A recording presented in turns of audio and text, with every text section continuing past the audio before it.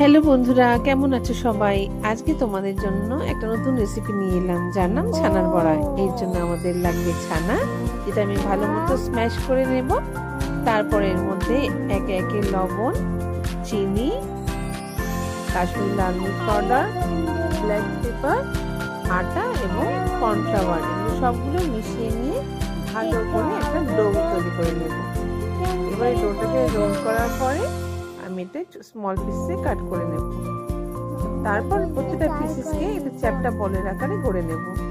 তারপর লো মিডিয়াম ফ্লেমে তেলের মধ্যে এক এক করে পিসেসগুলোকে ছাড়তে থাকবো। যখন এটা গোল্ডেন রেডিশ হয়ে আসবে এবং ফ্লাফি দেখতে লাগবে, তখন এটাকে নামিয়ে নেব।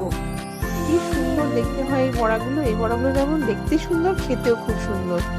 আমি একটু ভেতরটাও ভেঙে দেখাচ্ছি। আপনারা বাড়িতে ট্রাই করবেন। যদি রেসিপিটা ভালো লাগে তাহলে please like, share, subscribe. Thank